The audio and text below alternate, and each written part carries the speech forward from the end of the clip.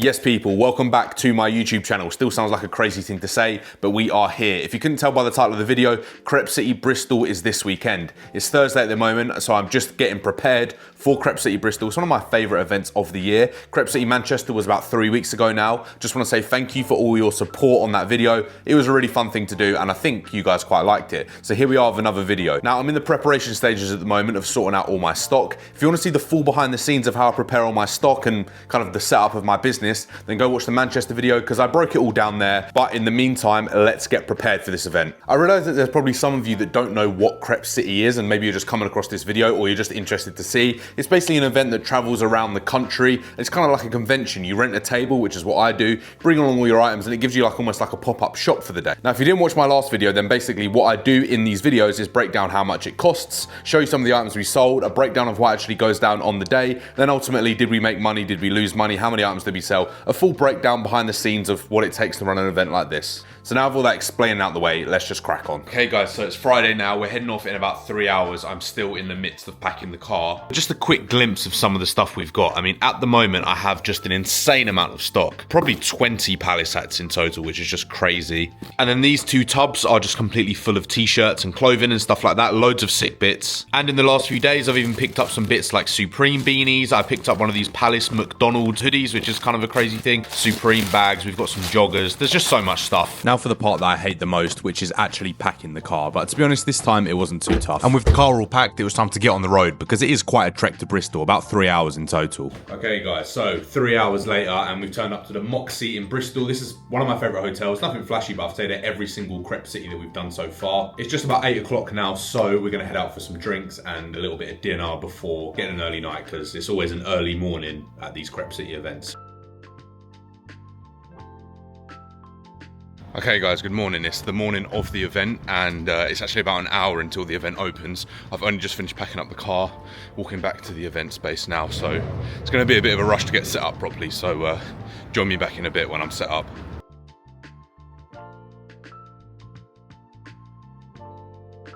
Alright, so we're pretty much set up and ready now. I mean, not gonna lie, the table is a bit of a mess, but people are about to come in about 10 minutes, so don't really have too much more time to mess about.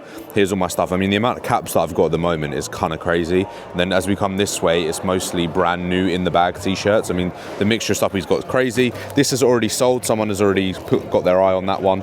Underneath here is tons and tons more of brand new in the bag. We got Supreme box logos, and then as we come this way, these are my pre-owned bits. They're a little bit more affordable. They're kind of in the £40 range, and then over right on the far left is where we have hoodies and t-shirts or long sleeves and stuff like that. And then today we've also got the rail as well, and on the rail I put some of my best bits like Palace Try to Help t-shirt, we've got Palace Umbro, we've got Supreme denim jacket which is wicked, this really nice Palace, let me show you this one, Palace kind of football jersey, American football jersey maybe. These are really, really cool. I'm down to my last one now. I did have about 5 of them. And then yeah, we got jackets as well, Palace Brazil jacket, we got some Gore-Tex jackets. So yeah, overall it's probably not the most organized that my table has ever been, to be honest with you, but everything's laid out. I mean, we've fit a lot of stuff into one little table considering the amount of items that I've got. People are about to come in about 5 minutes, so it's nearly go time. I've got to say that the crowd in Bristol is usually pretty good. They kind of seem to have a similar taste to like the London crowd. So usually my Palace stuff and my Supreme stuff does quite well. I do have some trainers today as well. I've got these Palace Vans. We've got a pair of Palace Stan Smiths, which are actually really cool. Then we've got some Jordans, them Noctas I've still got, and then some other random bits like these Supreme. I think they're up tempos. I don't actually remember the model of them. And then some Adidas bits. We've got the Blackburns and the CP Company Manchesters. This is like my small little row of accessories. Here I've got a load of pin badges. And then these always do pretty well for me. Palace Artois, pint glasses. I reckon I might be able to sell this today. I have to keep this short and sweet because people are already coming in now, but tables all set up. I've got such a sick array of stuff today. Mixture of stuff, some Supreme beanies as well, some accessories over on this side like this, the Palace leather wallets, which I have shown you before, but they are really cool. I'm really hoping to sell a few of these today. They are pretty sick, to be honest with you. And then here is all of our brand new t-shirts. A special mention for one of my favorite items. It's the Palace Ralph Lauren t-shirt. I've actually got 2 of them. We've got white and grey, brand new in the bag. They're released in 2018, so they're so rare. The grey one I probably prefer. The kind of like waffle design on it is really nice. All right, I'm gonna leave it there because people are coming in now, so I'll catch up with you in a bit. Not to get too ahead of myself, but it's been a pretty good start. We're only about 45 minutes in. I've already sold maybe 5 or 6 things, so definitely very happy. Tegan's happy too because she's got some food after moaning about being hungry. Okay guys, so we're about 2 hours in at the moment. It's a little lull at the moment, so I've got time to film this, but it's been so busy so far. About 15 items sold.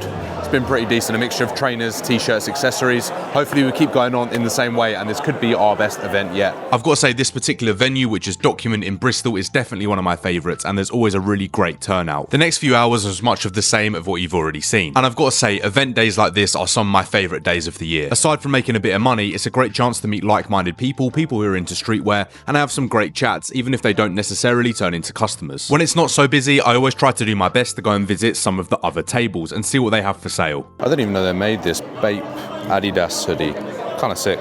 But I just bought these two. I don't really do Bear Bricks, but I do really like the Star Wars ones, and I've got a little collection of them now. We got the Jango Fett one and the Darth Sidious one. Pretty sick, actually. If you're a sneaker or a streetwear fan, then I can't recommend this event enough. There's stuff like this, the off-white Prestos from the original 10, and tons of other sellers with loads of other products on offer. I always like to scope out the streetwear and see what else I might be able to pick up. There's even people doing stuff like this, coin flips on Tiffany Air Force Ones. One of my favourite sellers at this event was a brand called Top Bins, and they specialise in retro football shirts. They had a really crazy selection of some really old school and iconic shirts. But in particular, I loved this old school West Ham shirt with the Canio 10 on the back. What a sick shirt. Towards the end of the day, I actually did some trades with some other sellers and picked up this sick Supreme bag, and it came with a matching hat as well, which is a really cool little two-piece. And with another seller, I traded the CP Company Manchesters for this Supreme box logo beanie and this crazy mix-up Supreme box logo hoodie. I also sweeped up a few of these Labubus as well, as I've really been struggling to get them, to be honest with you. And I couldn't leave without buying this Supreme TY beanie baby. And just like that, the day was over and it was time to head home. Okay guys, it's a few days after the event now. I've had some time to relax and unwind, as well as do my all-important numbers. But before we get into that, let's do a little review of how I think it went. My feelings about Crepe City Bristol were correct. I've done this particular event now 3 times. Every single time it's been a banger. Numbers aside, it's always a good vibe. I feel like the items that I stock match what people are looking for in Bristol. It's a very similar crowd to like a London crowd. So aside from the nitty-gritty numbers side of things, it was actually a really great event, just purely based on feeling alone. But the numbers don't lie, it can't just all be about feeling. So we sold a total of 30 items. Now by my standards, that's pretty good. For example, at Crepe City Manchester, we sold about 25 items. So I think we actually sold more at Bristol than Manchester, which kind of reflects back on the point I was saying. I feel like the items that I stock match the crowd a little bit better in Bristol. In terms of revenue, we took a little over £1,500, which by my standards is very, very good. Nothing compares to Crepe City London, which is in a few months. But all things considered, for a day's work, I think that's pretty decent. But obviously, to run an event like this, it does actually cost me a decent chunk of cash. Travel, food, parking, hotels, and other miscellaneous costs along the way for this particular event adds up to about £450, which I'm not gonna lie, that figure is very, very close to my profit margin. So to be honest with you, it's maybe even a break-even event. I'm certainly not walking away with 1,500 quid profit, that's for sure. But other factors to consider are exposure, meeting new customers, and overall just having a good time. These events can also be a great chance to clear out some of my old stock, some things that I've had